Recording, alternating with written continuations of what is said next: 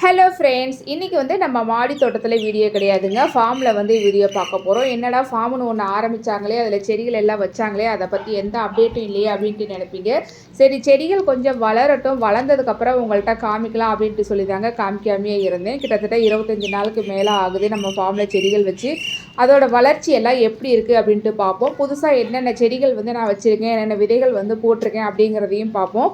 அப்புறம் மாடி தோட்டத்தில் வீடியோ வரலையே அப்படின்ட்டு நினைக்காதீங்க. லாஸ்ட்டாக வந்து அறுவடை வீடியோ வந்து போட்டேன். அடுத்து பார்த்தீங்கன்னா மஞ்சள் எல்லாம் மாடி தோட்டத்தில் நடவு பண்ணலாம் அப்படின்ட்டு இருக்கேன். அதை பற்றி வீடியோ வந்து கூடிய சீக்கிரம் போடுறேங்க. இன்றைக்கி வந்து ஃபார்ம் அப்டேட் பார்ப்போம். வாங்க வீடியோக்குள்ளே போகலாம். உங்கள் வீட்டு தோட்டம் மற்றும் மாடி தோட்டத்திற்கு தேவையான தரமான நாட்டு விதைகள், உயிர் உரங்கள், வேப்ப புண்ணாக்கு, கடலை புண்ணாக்கு, பஞ்சகாவியம், மீன் அமிலம், குரோபேக்ஸ் இதெல்லாம் எங்கள்கிட்ட கிடைக்குங்க. ஸ்க்ரீனில் தெரிகிற நம்பருக்கு வாட்ஸ்அப் பண்ணுங்கள். உங்களுக்கு டீட்டெயில் எல்லாம் அனுப்பி வைப்போம். பொருட்கள் பார்த்தீங்கன்னா கொரியர் மூலமாக நம்ம எல்லா இடத்துக்கும் அனுப்பி வைப்போம். இன்றைக்கி வந்து ஃபார்மில் நம்ம ஃபஸ்ட்டு மஞ்சள்லேருந்தே ஸ்டார்ட் பண்ணிவிடுவோம். நம்ம ஃபஸ்ட்டு ஃபார்மில் நடவு பண்ணினதும் பார்த்திங்கன்னா மஞ்சள் தான். கஸ்தூரி மஞ்சளில் வந்து ஸ்டார்ட் பண்ணுவோங்க. கஸ்தூரி மஞ்சளில் பார்த்திங்கன்னா அந்த மஞ்சள் கலர் கஸ்தூரி மஞ்சள் வந்து நடவு பண்ணியிருக்கேன். வெள்ளை கலர் கஸ்தூரி மஞ்சள் நான் வந்து நடவு பண்ணலைங்க. மாடி தோட்டத்தில் போடலாம் அப்படின்ட்டு இருக்கேன். ஏன்னா அங்கே ஃபார்மில் இடமும் இல்லை, சின்ன இடம் தானுங்களே, அதனால் வைக்கிறதுக்கு இடம் பத்தலை. கஸ்தூரி மஞ்சள் வச்சுருக்கேன். அப்புறம் பார்த்திங்கன்னா கருமஞ்சள் வச்சுருக்கேங்க. அப்புறம் விரலி மஞ்சள் கொஞ்சம் வைக்கலாம் அப்படின்ட்டு இருக்கேன். அதுக்கு மட்டும் கொஞ்சம் இடம் விட்டு வச்சுருக்கேன், அதெல்லாம் வைக்கணும். மஞ்சளோட வளர்ச்சியெல்லாம் ரொம்ப நல்லாவே இருக்குதுங்க. ஏன்னா நான் மாடி தோட்டத்திலே கொஞ்சம் முளைக்க வச்சுட்டு அதுக்கப்புறமா தான் கொண்டு போய் எடுத்து வச்சேன். அதனால் சட்டுன்னு சீக்கிரம் வளர்ந்து வந்துடுச்சு. எல்லாமே ஜம்முன்னு இருக்குது. மஞ்சள் எல்லாமே பார் போட்டு அந்த பாரில் தாங்க நட்டிருக்கேன். அந்த பாரில் பார்த்திங்கன்னா சைடில் கொஞ்சம் வெங்காயம், சின்ன வெங்காயமும் நடவு பண்ணியிருக்கேன். அதுவும் முளைச்சி வந்திருக்குதுங்க. நம்ம வந்து மஞ்சள் அறுவடை பண்ணுறதுக்கு 10 மாதங்கள் ஆகும். ஆனால் வெங்காயம் பார்த்திங்கன்னா 3 மாதம் தான் நம்ம அறுவடை பண்ணி எடுத்து முடிச்சிடலாம்.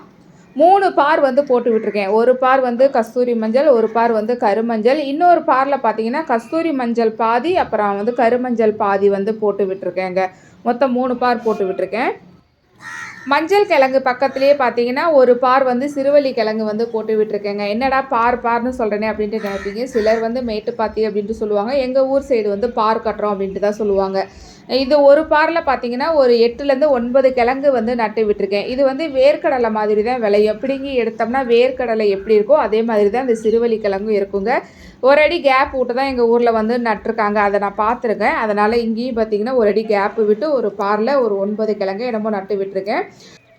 இந்த சிறுவள்ளி கிழங்கும் அறுவடைக்கு வர்றதுக்கு எப்படி 10 மாதங்கள் ஆகும். பொங்கல் கிட்ட தான் வந்து அதை அறுவடை பண்ணுவோம். அதுக்குள்ளே நம்ம சின்ன வெங்காயம் நட்டு விட்டு சின்ன வெங்காயத்தையும் அறுவடை பண்ணிக்கலாம் அப்படின்ட்டு இந்த பார்லேயும் கொஞ்சம் சின்ன வெங்காயம் நட்டு விட்டுருக்கேன். சிறுவள்ளி கிழங்கு பக்கத்துலேயே பார்த்தீங்கன்னா குட்டை கொடி காராமணி வந்து போட்டு விட்டுருக்கேன். இது வந்து குட்டையாக இருக்கும், காய் லாங்காக வந்து இருக்காது. இது வந்து ஒரு 10 கொடி வந்து போட்டு விட்டுருக்கேன். இது எல்லாமே வளர்ந்து பந்தலுக்கு போயாச்சு. கொடியை சீக்கிரம் பூ வைக்க ஆரம்பிச்சிடும். அடுத்தது வந்து ராசவள்ளி கிழங்கு. ராசவள்ளி கிழங்குல இது வந்து வெள்ளை கலர்.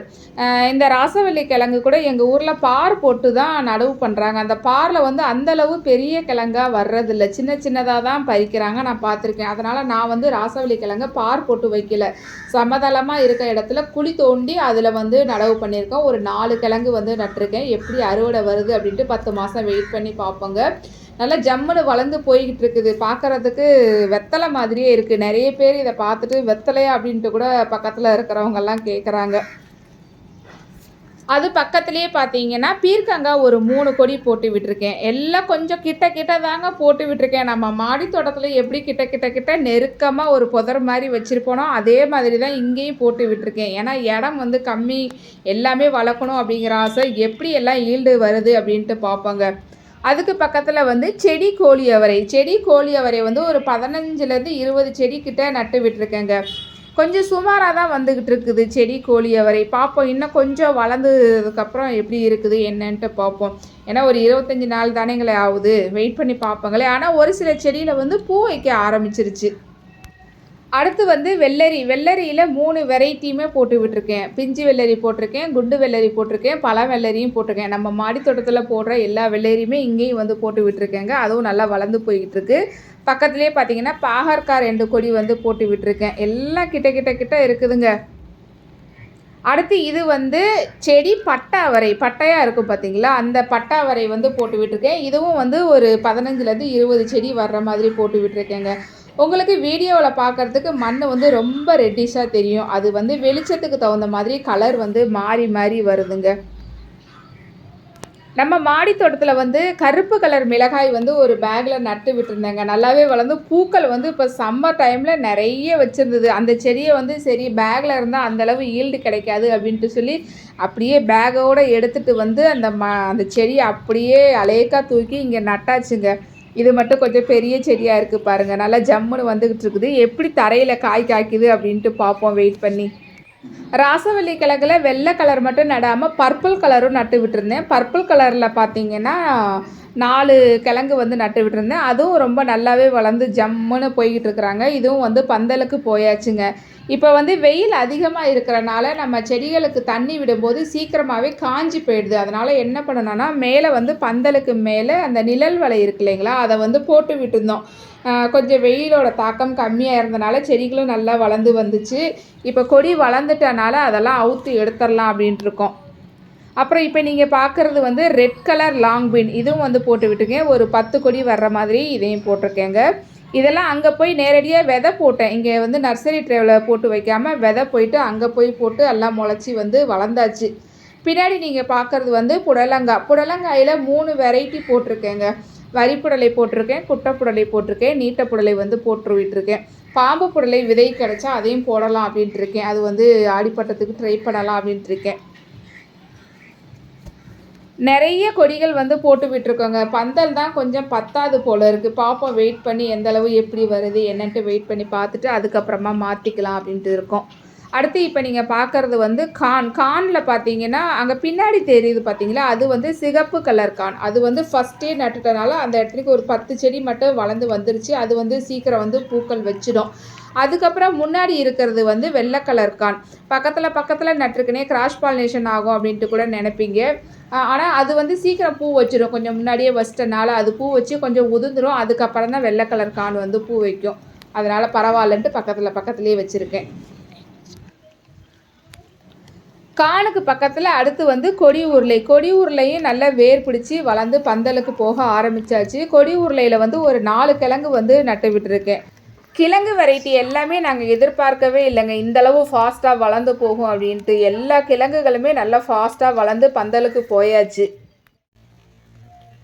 கானுக்கு பின்னாடியே வந்து ஒரு கருவேப்பிலை கன்று வந்து வச்சு விட்டுருக்கோங்க. கருவேப்பிலை கன்று வந்து லாஸ்ட்டில் அந்த மூலையில் வர்ற மாதிரி போட்டு விட்டுருக்கோம். ஏன்னா இது பர்மனெண்ட்டாக இருக்கிற செடிங்கிறனால நம்ம சென்டரில் எங்கேயும் வச்சா அது டிஸ்டர்பன்ஸாக இருக்கும். அதனால் ஒரு மூலையில் போட்டு விட்டுறலாம் அப்படின்ட்டு ஒரு கன்று வாங்கிட்டு வந்து நட்டு விட்டுருக்கோம். ஜம்முன்னு நிற்கிது. இப்போ நீங்கள் பார்த்தது எல்லாமே ஒரு பாதியை பார்த்தீங்க. இன்னொரு பாதியில் வந்து இப்போ தான் வந்து விதைகள் போட்டு விட்டுருக்கோம், செடிகளும் நட்டு விட்டுருக்கோம். முன்னாடி பார்த்தது வந்து கொஞ்சம் அவசரமாக ஒரு யோசனை இல்லாமல் அப்படியே வச்சு விட்டுட்டோம் சமதளத்துலேயே. அதுக்கப்புறம் இப்போ போட்ட பாதி வந்து கொஞ்சம் பார் போட்டு அதில் வச்சுருக்கோம். ஆனால் என்ன ஒன்று, இதில் வந்து பார் போட்டு பார் மேலே நடாமல் அந்த குழியில் நட்டிருக்கேன். மோஸ்ட்லி பாரில் தான் நடணும், அதுதான் வந்து முறை. நான் ஏன் குழியில் நட்டிருக்கேன் அப்படின்ட்டு பார்த்தீங்கன்னா அதுக்கும் ஒரு காரணம் இருக்குது. ஏன்னா நம்ம வந்து தண்ணி வந்து அடிப்பம்பில் அடித்து தான் ஊற்றிக்கிட்டு இருக்கோம். அப்படி அடித்து ஊற்றும் போது பார் மேலே வச்சோம் அப்படின்னா அது மண் ஊறுற அளவு நம்மளால் அடித்து ஊற்ற முடியாது, ரொம்ப கஷ்டமாக இருக்கும். இப்போ என்ன பண்ணிட்டேன்னா அந்த குழிக்குள்ளே வச்சுருக்கேன். குழிக்குள்ளே வைக்கும்போது தண்ணி விடுறதுக்கு ஈஸியாக இருக்கும். இப்போ லெஃப்ட் சைடு பார்த்தீங்கன்னா ஒரு வாய்க்கா மாதிரி வருது பார்த்தீங்களா, அந்த வாய்க்கா வந்து அடிப்பம்புக்கிட்ட இருந்து நேராக வருது. அடிப்பம்பில் அடிக்கும்போது நேராக வந்துக்கிட்டே இருக்கும். ஒவ்வொரு மடையாக திருப்பி விட்டுக்குவோம். ஈஸியாக ஒரு 1/4 மணி நேரத்துலேயே இந்த பாதி பகுதி தண்ணி விடுற மாதிரி இருக்குது. ரொம்ப ஈஸியாக இருக்குது. என்ன ஒன்று, மழை பெஞ்சாதான் கொஞ்சம் கஷ்டம். அதிக மழை பெய்யும் போது அந்த குழியில் தண்ணி நிற்கும். தண்ணி தேங்கி நின்றுக்கிட்டே இருந்தது அப்படின்னா செடிகள் வந்து அழுகி போயிடும். அதுதான் ஒரு ப்ராப்ளமாக இருக்குது. இப்போ வேறு மழை இருக்குது அப்படின்ட்டு சொல்லியிருக்காங்க. அதுக்கும் ஏற்பாடு பண்ணியிருக்கோம், பார்த்துக்கலாம் அப்படின்ட்டு. இன்னும் அதிக மழை வந்து பெய்யறதுக்கு நமக்கு இன்னும் நாட்கள் வந்து இருக்குது. அதுக்குள்ளே செடிகள் வந்து வளர்ந்துடும். செடிகள் வளர்ந்துருச்சு அப்படின்னா நம்ம செடியை வந்து அணைச்சி மண் வச்சுக்கலாம் அப்படிங்கிற ஒரு ஐடியாவில் இருக்கோம். வெயிட் பண்ணி பார்ப்போம். இந்த பாதியில் வந்து என்னென்ன விதை போட்டிருக்கு, என்னென்ன செடிகள் வந்து நட்டிருக்கோம் அப்படின்ட்டு பார்த்தீங்கன்னா, ஃபஸ்ட்டு 2 லைனில் வந்து சிகப்பு புளிச்சக்கீரை வந்து விதை போட்டு விட்டுருக்கேன். நல்லா ஜம்முன்னு வளர்ந்தாச்சு. கூடிய சீக்கிரம் இந்த புளிச்சக்கீரையை அறுவடை பண்ணி சமைக்கலாம். அதுக்கு பின்னாடி வந்து மஞ்சள் கலர் கான் வந்து போட்டு விட்டுருக்கேன். ஒரு 10 செடி வர்ற மாதிரி போட்டு விட்டுருக்கேன். ஆனால் ஒவ்வொரு குழியிலையும் 2 விதை போட்டேன். எல்லாம் முளைச்சிருச்சு. கொஞ்சம் களைச்சி விடணும்.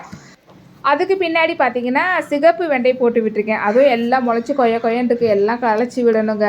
அடுத்தது வந்து இலவம்பாடி முள்ளு கத்திரி வந்து நட்டு விட்டுருக்கேன். அதுவும் ஒரு லைன் போட்டிருக்கேன். அதுக்கு பின்னாடி யானைத்தந்தை வெண்டை வந்து போட்டு விட்டுருக்கேன். அதுக்கடுத்து பின்னாடி பார்த்தீங்கன்னா வேலூர் முள்ளு கத்திரி, அதுக்கடுத்து ஒரு லைன் யானைத்தந்தை வெண்டை வந்து 2 லைன் வர மாதிரி போட்டு விட்டுருக்கேன். கொத்தவரையும் போட்டு விட்டுருக்கேங்க. அது வந்து உங்கள்கிட்ட காமிக்கல வீடியோவில், அது வீடியோ எடுக்க மறந்துட்டேன். அது அந்த சைடே இருக்குது, ஃபஸ்ட்டு பாதியிலே இருக்குது, அதை காமிக்கல. அப்படியே பார்த்தீங்கன்னா ஒரு லைன் கத்திரிக்காய் நட்டா, ஒரு லைன் வந்து வெண்டைக்காய், ஒரு லைன் பார்த்தீங்கன்னா தம்பட்டவரை. இப்போ நீங்கள் பார்க்குறது வந்து செடி தம்பட்டவரை. இந்த மாதிரி மாற்றி மாற்றி நட்டு விட்டுருக்கேங்க. இவங்கெல்லாம் வளர்ந்து வர்றதுக்கு எப்படியும் 1 மாதத்துக்கு மேலே ஆகும். எல்லாம் வளர்ந்து வந்ததுக்கப்புறம் அதுக்கடுத்து ஒரு அப்டேட் மாதிரி உங்களுக்கு கொடுக்குறேன். அதுக்கு முன்னாடியே பார்த்தீங்கன்னா அந்த பாதியில் ஏதாவது அறுவடை வந்துச்சுன்னா அதையும் வந்து உங்களுக்கு வீடியோவாக வந்து கொடுக்குறேங்க. அதுக்கப்புறம் வந்து நம்ம மாடி தோட்டத்தில் வாட்டர் ஆப்பிள் வச்சுருந்தோம் இல்லைங்களா, அந்த வாட்டர் ஆப்பிள் வந்து மாடியில் வந்து அந்தளவு ஈல்டு கிடைக்கல அப்படின்ட்டு சொல்லி அதை எடுத்தாந்து நம்ம ஃபார்மில் வந்து நடவு பண்ணியாச்சு. அதுவும் வந்து ஜம்முன்னு இருக்குது. அதையும் வந்து ஒரு கார்னரில் போட்டு விட்டுட்டேங்க. ஓகே ஃப்ரெண்ட்ஸ், இன்றைக்கி வந்து நம்ம ஃபார்மில் வந்து ஒரு அப்டேட் வீடியோ வந்து பார்த்தீங்க. அடுத்த வீடியோ வந்து நான் மாடி தோட்டத்தில் வந்து கொடுக்குறேன். நிறைய பேர் வந்து மஞ்சள் எப்போ நடவு பண்ணணும் அப்படின்ட்டு சொல்லி வாட்ஸ்அப்பில் வந்து கேட்டிருந்தீங்க. மஞ்சள் வந்து கூடிய சீக்கிரம் நான் நடவு பண்ணலாம் அப்படின்ட்டு இருக்கேங்க. நடவு பண்ணினதுக்கப்புறம் உங்களுக்கு வந்து ஒரு வீடியோவாக கொடுக்குறேன். ஓகே ஃப்ரெண்ட்ஸ், இதோட இந்த வீடியோ வந்து முடிச்சுக்கிறேன். இந்த வீடியோ வந்து உங்களுக்கு பிடிச்சிருந்ததுன்னா லைக் பண்ணுங்கள், உங்கள் நண்பர்களுக்கு ஷேர் பண்ணுங்கள். தொடர்ந்து வீடியோக்கள் பார்க்குறதுக்கு மறக்காமல் சேனலை சப்ஸ்கிரைப் பண்ணிக்கோங்க. நன்றி. Happy gardening.